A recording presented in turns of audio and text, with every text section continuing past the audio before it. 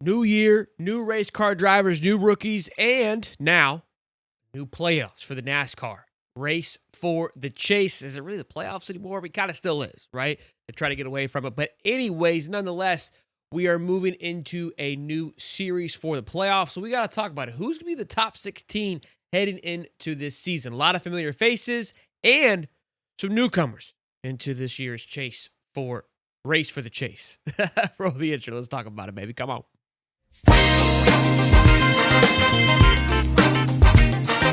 All right. We already made it 1,000 subs, so if you guys could smash the like button and subscribe, that would be a fantastic thing for all of us here at the High Top Sports NASCAR channel. Trying to get to 1,000 subs by Daytona 500. That seems a bit much. It's in 2 weeks, but if you don't ask, you're never going to get there. So let's dive right into it. Let's not waste any time. Top 16 guys who I think will make the playoffs. I think the top 5 spots are probably kind of a crapshoot. I think we can all agree on that, but look, I think once the points reset, having the smallest advantage is going to be extremely beneficial for any of these guys. But I do feel that if you were in the top 5, you have a legitimate shot to handle this thing because a win's worth 55 points. Stage points are going to be absolutely massive those last 10 races of the year. No road courses in the playoffs, which is going to be extremely beneficial for the top 5 guys as well. So let's shake it all down. First one being for me, one of my favorite guys out there right now, Mr. Ryan Blaney. That mustache isn't going to go to waste this year. I can tell you that right now. And you're going to say, Sean, well, this guy didn't really knock anybody's socks off last year. Was scratching and clawing to an extent to make the playoffs. Not really, but had an okay showing. Not what I think we expected Ryan Blaney to do. But, of course, was only just a few spots away from finding himself in that Final Four race, which could have been an interesting one if he would have been.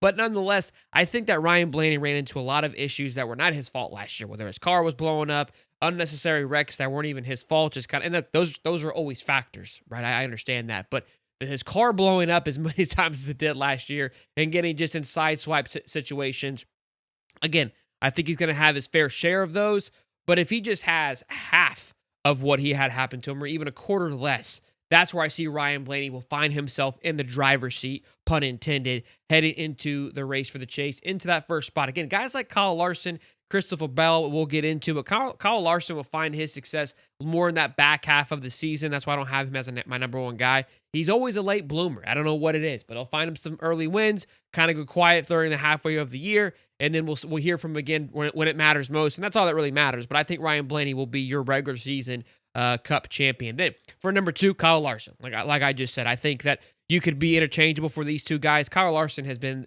arguably the best NASCAR driver for the last 3 to 4 years, in my opinion. Just pure dominance, consistency. Obviously, the super speedways have been his biggest issue, which he found a little bit more success at last year.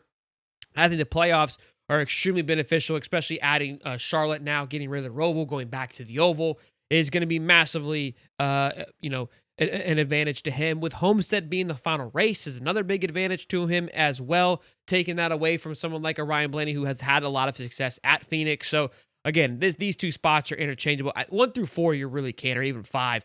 Look, a name that you're not, gave my first those two away. William Byron, who obviously, again, very similar to Christopher Bell. I like Christopher Bell a lot. I think that he is growing into his role. Had a lot of success early last year, really kind of front stacked his season. Got some wins quick and fast. Even won one at Atlanta last year as well, which he made the joke about not liking speedways, and then obviously goes and wins one. I like Christopher Bell, but really kind of disappeared through the middle of the season. Didn't need to do much. Had a great average finish. Didn't do anything, to ruin his season. But that's where I don't really see him finishing too strong up at the top. I think he'll have I think the way that he started last year, very similar to Ryan Blaney, having a lot of issues and a lot of concerns, was a fluke in a sense. I think we'll find more of a medium ground. Winning he won 3 kind of right off the rip there. That was great. Again, I don't see him doing that, which will cause him, and he finished 4th or 5th last year. So that's why I see him doing very similar. I think William Byron, outside of winning the 500, didn't have as good as an earlier on in the year that I think that he can have.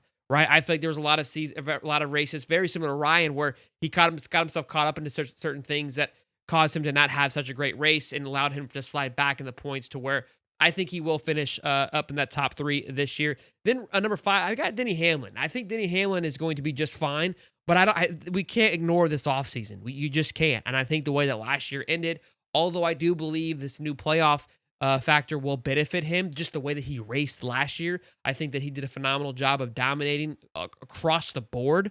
Again, I think that he actually some things that he did well was he was getting better at road courses. Them getting rid of those, I think, is going to be an advantage to the other guys that are sitting ahead of him currently. And I think he's going to go off to a slow start. I could be wrong. This is what I mean. It's either going to be a slow start or he's going to come out guns slinging. And I think it's going to be a slow start, which that's where I find him because he also had a lot of a run where, again, more towards the middle of the year where he rallied off a lot of his W's, but still had great finishes in the beginning of the season. I think that he'll have a little bit of a slide. Not much, but a small tick in the beginning, which causes him to kind of fall back into these spots here. This is where it starts to get dicey. I've been saying a lot of where NASCAR's in a good place because you got these 5 guys that are really just taking over the sport. You could probably put Chase Elliott into this mix, and I think he's either this one or the next one anyways, of just your pure dominant guys, and any one of them can really win it. It all just depends on how that particular weekend goes and how they can end their stretch of NASCAR, the playoffs, which will allow them to have success. But that's why NASCAR is in such a good place. Although Kyle Larson, in my opinion, has in a way dominated, it's not like these guys are so far and few behind that they don't have a chance to win it as well either. And then you get now this middle pack, right, which is the Tyler Reddicks, the Chase Elliott's I would put up there as well.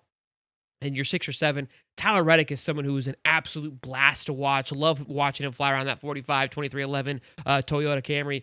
I'm not sponsored, but I love it. I love the Jordan branded cars. They always slap one of the best looking cars on the track, if you ask me. He was somebody that I enjoyed tremendously watching last year. Never seemed to be out of it. Gives me, in a way, your Kyle Busch vibes, not personality wise, just racing tactic wise. Like in his prime, like Kyle Busch was never out of it. Like it didn't matter if this guy spun out, blew a tire at the worst possible time. If it was early enough, that he'd be back in it by the end of it. And this is Tyler Reddick. He is the guy that just never goes away. Chase Elliott is Mr. Consistent. This guy is as boring as it gets, but he's always right there. And we saw him obviously get some wins last year, or a win last year. And I think that this new system is going to benefit him greatly with his consistency that he's shown over the last handful of years now. So that's why I like where he's at right there. Then behind Tyler Reddick, Ross Chastain, somebody who I love to watch, the Watermelon Man, obviously had a great showing in the playoffs, lost it right at the end there at, was it the Roval last year, where Denny Hamlin was pissed because he allowed Logano to move on to one more round. He would have loved to have Ross going up against him in the playoffs versus Logano. It didn't really matter towards the end of it anyways, but Ross, again, that race being out of it, Ross had a good year last year. We saw Ross being in the playoffs, take that Roval race out of it, put in the Oval, okay? And obviously where he had the Oval was where he had his success, where he got his win and he was in. So I don't know if the win and in has really benefited him more, and it has. And could that be a factor for Ross? Does he take a slide back this year because maybe we've been blinded by the win and you're in? I don't think so. I think that he's been very consistent. I think that he'll have a good one. I might have him a little too high if I'm being honest with you. Chase Briscoe probably should be a little bit higher than him. There's probably some fandom in there that I love me some Ross. Chase Briscoe is another guy that's been great for JGR. He is extremely fast. I think if you could get points based off poles, this guy would win a handful of championships because he is fast in that race car. When you put other race cars around him, that's where he starts to get a little wobbly. But he seems to be excited with the new opportunity for a race for the Chase. So I think that he'll, again, he's probably a little bit too lower. I think if there's a name that I have completely butchered thus far, it's probably going to be Chase Briscoe, to be quite honest with you. Just not a huge fan, doesn't really knock my socks off, and I think that's probably why the fandom got in the way there, for being honest. Bubba Wallace. This one might be a little bit too high too, but Bubba has been on an absolute tear as of late. Love watching what he's been able to do in that 2311 car. Very excited for this 2311 team, putting obviously the big lawsuit behind them. I think that's going to be massive for them as well. They've got a lot of great young drivers as well. And I think Bubba found his rhythm like a lot of drivers in that back half of the year, but he had rhythm all season long. Very consistent. Again, didn't need the win and you're in factor. It helped him last year, right? But his biggest key was the consistency that he had. Very Chase Elliott-like, if we're being honest. Not as dominant as Chase, but very similar, very close, has found his position in NASCAR, and I think that he is going to take a massive leap this year and put himself into a conversation of the Tyler Reddicks and the Ross Chastains, if you will. Very excited for Mr. Bubba Wallace. Joey Logano. This, again, Some may think that he's a bit too low. I think this is a sweet spot for Joey. He is very up and down. Those Penske cars are very up and down, except Ryan Blaney. Look, I don't have Austin Cindric in the top 16. I think the win in your in has extremely been beneficial for him. I don't think he makes it this next year, for being honest. I think that he, outside of his one win that allowed him to take a playoff spot, was irrelevant. Logano, winning has been a huge factor to him as well, too. With these new cars, could that be beneficial? Someone who's been behind the wheel for quite some time, possibly. It's hard to sleep on Joey, right? He's going to make the playoffs. Where is he going to be is up for grabs, but you couldn't keep him out. That's kind of where we're at with Joey Logano. Oh no, I don't want to spoil Shane yet. Mr. Busher, this man is finally going to get his butt into the playoffs. The win and you're in has murdered this man because he has done everything he needed to do, but has lost a few spots because of his last little bit there. He's been right at the cusp for the last 2 or 3 years of making the spots. I think this is going to be the year he gets over the hump. He takes that next step where he provides the consistency, finally pays off. This is truly your new Chase Elliott, if you will, because of how consistent he is. Extremely fast, has a lot of opportunities to win some races as well, too. Races very aggressive in the right time. I love me some Mr. Busher. I think Ryan Preece is another one that's probably should be an honorable mention that I don't have in my top 16. My fandom definitely got in the way at the bottom half of this thing, and that's okay. But Mr. Busher is going to have himself a year this year. Very excited to see what he's going to do. Hopefully we can see the Eat My Cinna Dust car once again. SVG, the guy's going to win all the road courses. He may lose one to Connor Zilic, but he's going to win all of them. I think that he showed and he realized pretty quickly that he's got to have some success. He knew that anyways, but really put a focus on it last year. And again, he knows the reason he has a seat was because of winning you're in. So he's going to have to take that step this year. But I just think by the wins alone, I think he'll have some consistency and he's going to take one of these last few spots. Will he be a competitor when it comes down to the chase? No, because the last 10 races do not favor him whatsoever. So as a fan, do we want SVG in it?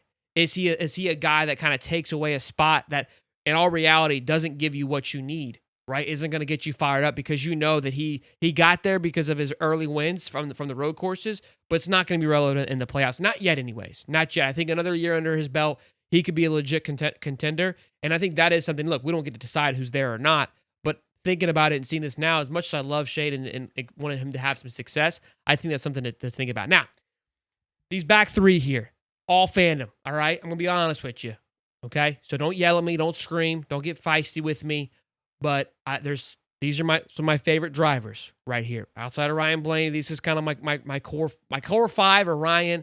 I love Ross. I got like 6. I'm probably bad at this. I probably don't follow the rules well enough. I love seeing Bubba Wallace. I love Tyler. You know what? Let's not talk about that. Anyways, let's move into the bottom half here. Kyle Busch, who's my OG. You see the helm back here? That guy is, to me though, I don't really count him anymore because he's old, right? He's father time is kicking his ass. But I love me some Rowdy Busch. If he can get back to his form, honestly, I just want the cat to win a Daytona 500, and then I think I'll be good, and then I can move on from my Kyle Busch love affair. But he needs to give me a Daytona 500. But my goodness, if I get a glimpse, if I get a taste, if the blood comes to my mouth, and I get a little bit of old KB this year, forget everybody else. Okay, he just hasn't been that dog as of late. Our RCR is killing the man. It's a contract year for him. Wouldn't hate it if they got rid of him and he found another home elsewhere, but I don't know where else he's going to go. So I don't know. There's just something about it. I got a weird feeling. Could just be gas, but I think that Kyle figures something out this year. Then we've got my last 2 spots here. I don't want to mess this up. I think Ty Gibbs gets a spot. I know you guys are freaking out, throwing your hands up in the air and losing your nips right now, and I get it. But Ty Gibbs, very similar to a lot of guys that I mentioned as middle of the pack, found something at the back half of the year. Okay, a lot of consistency. Here's where Ty Gibbs makes up a lot of spots. Or 4 races before the chase are on the road. This guy did well on the road courses. Okay, he was the only one giving old SVG a little bit of punch, a little bit of smoke. If he can get some top 5 finishes on those 4 road courses, he finds himself a top 10 in those speedways, finds himself a top 10 in a couple of those ovals. Watch out. Here comes old Ty Gibbs. Kids got the talent, all right? You don't win an Xfinity championship if you ain't got that dog in you. Knows his way around the field. I do think the change to the faster cars is going to have a little bit of a setback, okay? Something to keep an eye on. But I think this kid's got what it takes, and I think this could be the year we see him get over the hump. I think he finished 17th or 19th last year in the points. 19. I'm asking you to go 3 spots up, Ty. 3 spots up. That's probably one more top 5, one more top 10, a couple P2s, and if you get a win in there, you're in. You're in. Just saying. Just saying. He finished 19th, didn't have a great start to the year, great strong finish. Keep your eye out on Ty Gibbs. You know who the last one's going to be. This kid's getting in. You can't keep this kid out. This kid, you need Carson Hocevar in the playoffs. Like, again, when I talk about SVG, like, would he be fun in the playoffs? No. Carson Hocevar will be must-watch TV. And what I love is now the chase for the race, like the race for the chase doesn't, it's not knock out and you're out, right? Like, you're going to be in this whole time. You'll know pretty quickly of whether or not you can win this thing, obviously, which is, it is what it is. But you go on a run. You go on a tear. If you're keeping this thing within a couple hundred points, maybe 100, 150 points, and there's 4 or 5 races left, anything can happen. Anything. I don't think Carson Hocevar can go win the damn thing, obviously, but I don't know, man. His speed is unmatched. I think the lack of road courses is going to be extremely beneficial for him, and I don't see how he doesn't capitalize on what was an electric year. Again, he finished, I think, 22nd or 21st or something like that. So, again, very similar to Ty Gibbs. Do I think that he can jump 4 or 5 spots? Yeah, I do. Yeah, I do. The kid is must-watch TV. He made some enemies last year, which we all loved. He made some enemies on the course, but he made some people love him off the track, and that was all the fan bases out there. So, let me know in the comments. Rip this thing in half. I know y'all going to get all rowdy with it on the top 16. What are some names that are just not on there? Josh Berry is probably up there, that are not on there. Ryan Preece, honorable mentions that probably going to be on there. Some Austin City fans, if you guys are watching, you're probably upset with me, and he's not going to make it. That is one that I'm going to die on and watch. It might be my hot take of the year that I might end up eating my words on, but that's okay. That's okay. It's my top 16. There's many lists like it, but that one is mine.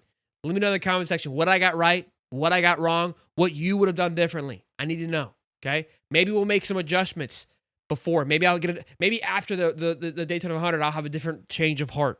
Probably not, okay? But we'll do more of these lists as the year goes on. Again, that bottom half is what we're going to focus on. Top 5, I told you, it's interchangeable. You do with what you want with it. That middle group, do with what you want with it. 12 to 16, that's where we're going to get dicey. That's where this thing going to get all chopped up. We're going to have some fun with it. Smash it, like it, do all that nasty stuff to it. We'll see you boys in the next one. Peace and love, baby.